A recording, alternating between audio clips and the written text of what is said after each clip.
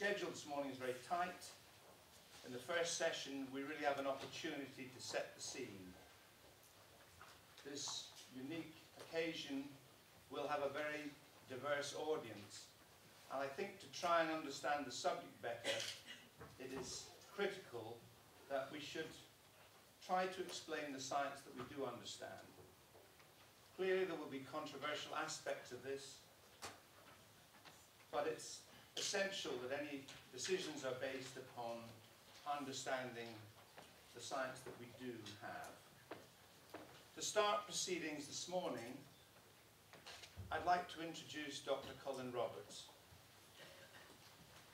Colin is a graduate of the University of Bristol, and he's had a very diverse career. He's spent 8 years in equine practice in Kent in England.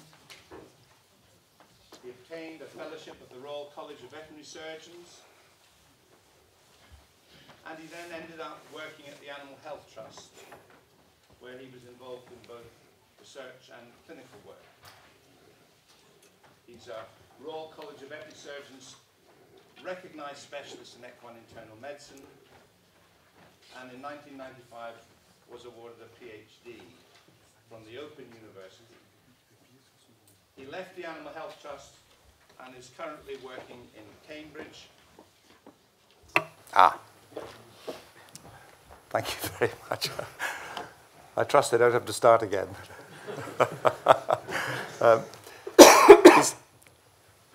Went to work at the University of Cambridge in the equine clinical department. Colin is now a consultant in equine veterinary matters and still continues to lecture at Cambridge University. He has a rather diverse extracurricular portfolio, and he's involved in the scientific advisory group of the BEF, the British Equestrian Federation, and is a consultant still to the Animal Health Trust. This morning he's going to give us his appraisal of exactly what non-steroidal anti-inflammatory drugs are and how do they act. Colin. Thank you, Tim. Good morning, everyone. And it's a great honour to be the first scientific speaker at this historic meeting. As Tim mentioned, my title is What are non-steroidal anti-inflammatory drugs and how do they act in the body? And since my time is limited, I'm going to give a very simplistic view of this. So I'll apologise right at the start to the pharmacologists and pathologists amongst us who may think that I'm simplifying things too much. The debate that we have about the use of non-steroidal anti-inflammatory drugs in horses is against the background of a high prevalence of musculoskeletal disorders in the horse. And these conditions are the most frequent cause of impaired performance and of lost training time in horses competing in FEI disciplines, as they are in horses competing in all sports. And the non-steroidals represent an important family of drugs which clinicians use for the treatment of these animals. Under the current equine anti-doping and medication control regulations, non-steroidal anti-inflammatory drugs are classified as controlled medication substances. That is to say that they have a genuine therapeutic role in the horse, but they must be undetectable or at least present in negligible quantities at the time of competition. And the matter for debate currently is whether their use at some level during competition would reduce the prevalence of musculoskeletal disease and be of benefit to equine welfare, or whether that's not the case. In order to understand how non-steroidals work, one has to understand the process of inflammation. And we have to recognise that inflammation is a normal response to tissue damage in animals. It's characterised by 5 so-called cardinal signs that we can see clinically of heat, pain, swelling, redness, which of course we don't see so much in our patients because they have the hair coat and often pigmented skin, and a loss of function. The process itself is complex and far too complex for me to go into in this initial presentation. But 2 points about the inflammatory process are that it involves an increase in local blood flow and it involves an increase in permeability of blood vessels at the local area of inflammation. And this process enables immune cells and other substances to reach the area of tissue damage and affect a repair. So we need to remember, hopefully the slide will work.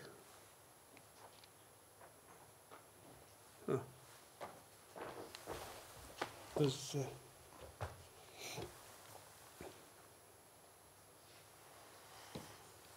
great. How did you manage that? Oh, I need to go back. Great. Perhaps it's not a left-handed thing. We need to recognise that inflammation is an essential part of the healing process, but equally that in many cases, clinicians need to take action to control that inflammatory process in order to optimise the healing process. So how do anti-inflammatory drugs, and in particular non-steroidal anti-inflammatory drugs, have this effect on inflammation? Well, I mentioned before that it's a very simplified presentation, and this is a simplified view of the inflammatory process. We begin with some sort of trauma, infection, or some stimulus which causes cell damage and initiates the inflammatory response. And this is followed by phospholipids, which are constituents of cell walls being released from damaged cells, and some of those phospholipids get converted into a substance called arachidonic acid under the influence of an enzyme called phospholipase A2. The arachidonic acid then undergoes various metabolic steps to become various inflammatory mediators. And these are many, and we don't have time to go into the different ones, but I know later speakers will mention some of them. And there are two pathways by which arachidonic acid can be converted into these multitude of inflammatory mediators. The first pathway is under the influence of enzymes called cyclooxygenases, and the second separate pathway, which gives us a different spectrum of inflammatory mediators, is under the influence of lipoxygenase enzymes. And it's at this level that the anti-inflammatory drugs, for the most part, act. The corticosteroids, the steroidal anti-inflammatories, act on both arms of these metabolic pathways to suppress the inflammatory response, whereas, by and large, the non-steroidal anti-inflammatories act only on this side, at the cyclooxygenase pathways. It gets a little more complicated because we have two subtypes, or two broad subtypes of cyclooxygenase enzymes known as COX-1 and COX-2. And it's the COX-2 enzymes which are involved in this inflammatory response to tissue damage. And in fact, the COX-1 enzymes produce substances in the family of the inflammatory mediator category, but they're actually involved in normal physiologic function, in functions such as renal blood flow, moderation of the defences of the stomach, and platelet function, and a host of other physiologic functions. And so they're sometimes known as the housekeeping cyclooxygenase enzymes. And it's believed that many of the adverse responses that we see sometimes with non-steroidals comes from their action in suppressing these COX-1 housekeeping enzymes and thereby interfering with normal physiologic function. And so there's been a lot of effort into deriving non-steroidals which selectively interfere with the COX-2 but leave COX-1 unaffected. There are a host of non-steroidals that have been used for the treatment of horses, and this lists, I think, most of the main ones, but it's not exhaustive. And since I am limited on time, I'm going to confine my comments to just the two most frequently used of these, phenylbutazone and flunixin. I'll begin by talking for 2 or 3 minutes about flunixin. Flunixin is most often used to treat musculoskeletal disorders. It is used for other conditions. It's used in some colics and a variety of medical conditions, but its major use is in the treatment of musculoskeletal disorders. It has a half-life in plasma that varies between 3 and 8 hours. And just to explain the concept of half-life to the non-scientists in the audience, the half-life is the time taken for the concentration of a drug in a medium, in this case we're talking about plasma, the time taken for it to decrease to half of its starting... Oh, wrong button, sorry. To half of its starting concentration. Go back, that's it. So if we begin with a concentration here, and at this point, where time is along this scale, at this point the concentration is halved, then the time taken to reach that is the half-life, and it gives us a measure of how long a drug remains in a medium, and therefore we can assess for how long it will be active. The half-life of phenylbutazone varies between 3 and 8 hours, and it varies with dose rate. At an increased dose rate, the half-life becomes longer.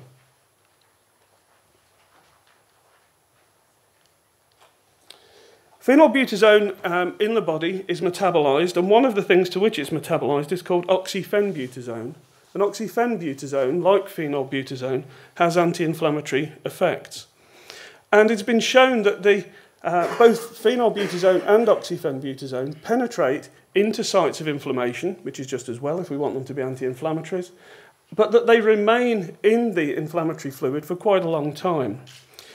In a study by Peter Lees's group at London, it was found that 6 and 24 hours after dosing with phenylbutazone, the concentration of that drug was higher in inflammatory fluids than in plasma. And indeed, the half-life for phenylbutazone in those inflammatory fluids was 24 hours compared to around 5 hours in plasma. So the drug lingers for longer in inflammatory fluids. And it's suggested that this persistence in that site is the reason that it has a longer effectiveness as an anti-inflammatory than one might expect solely from its plasma concentrations. Now, although phenylbutazone has a relatively narrow safety margin, I use that term very carefully because I don't want to alarm people about the drug, it is widely used in equine medicine and has a relatively low proportion of adverse responses that are associated with its rational use. My little slides jumped ahead there. It's been suggested that continuous administration is safe and effective in most horses at a dose rate of 2.2 milligrams per kilogram daily. And for those of you who are more accustomed to using sachets of bute, we can say that continuous administration in otherwise normal horses is safe and effective at a dose of 1 gram twice daily for a 450 kilogram horse. The margin of safety reduces as the dose rate gets higher, and one review suggested that bute should not be administered at a greater rate than a loading dose of 4.4 milligrams per kilogram twice daily for 2 days, followed by ongoing treatment at 2.2 milligrams per kilogram twice daily. However, bute is frequently used at higher levels than this, at least in the short term.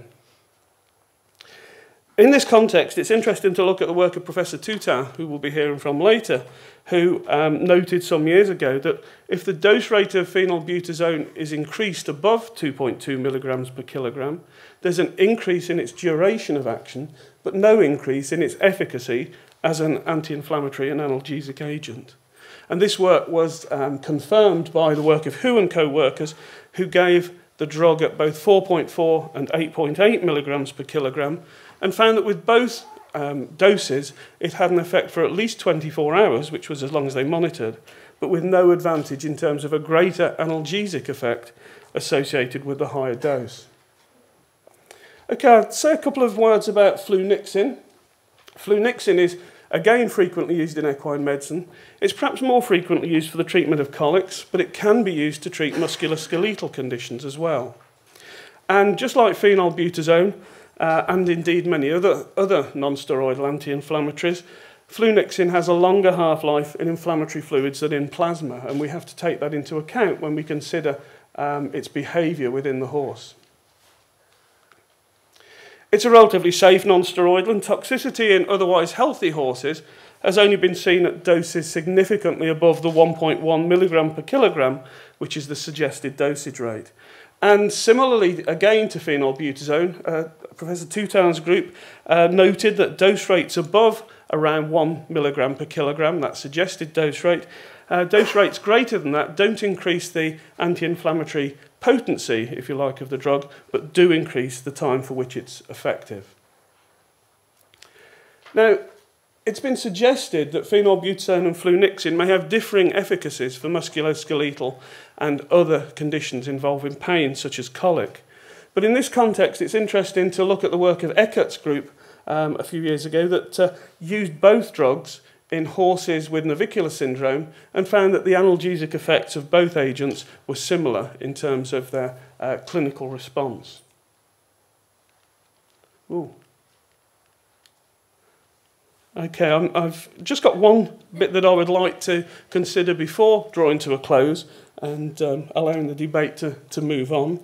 And I'd just like to flag up very briefly the use of non-steroidal anti-inflammatories in recovery from exercise, which is a use to which some clinicians have and still put these agents.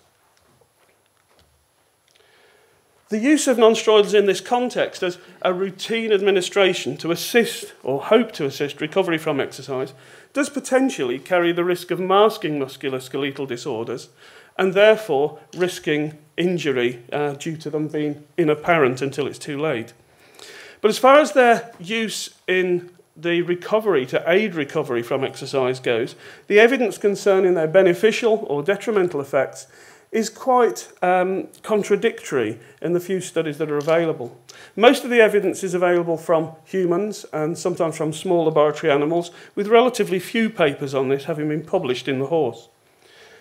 The work was reviewed nicely a couple of years ago by Knight and Swan at the ICRAF conference, and the conclusion that they came to, which seemed a very rational one in view of the evidence that they cited, was that non-steroidals could have a beneficial effect in recovery from exercise, but they may also have adverse effects on both recovery itself and on exercise-related injury and on the adaptive responses to exercise. And these authors argued that on the basis of the evidence, the routine use of these drugs after exercise to horses without specific problems could not currently be scientifically justified.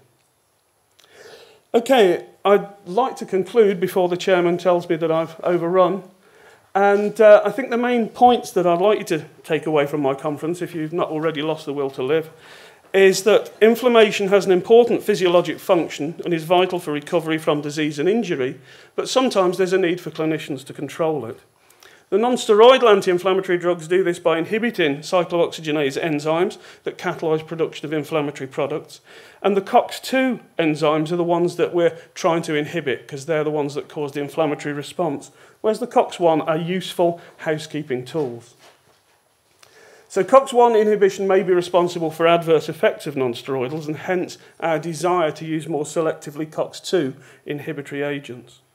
When prescribed rationally, non-steroidal anti-inflammatory drugs are useful pharmaceutical agents. They have a very important role in equine therapeutics, but the value of their routine use in recovery from exercise is currently uncertain.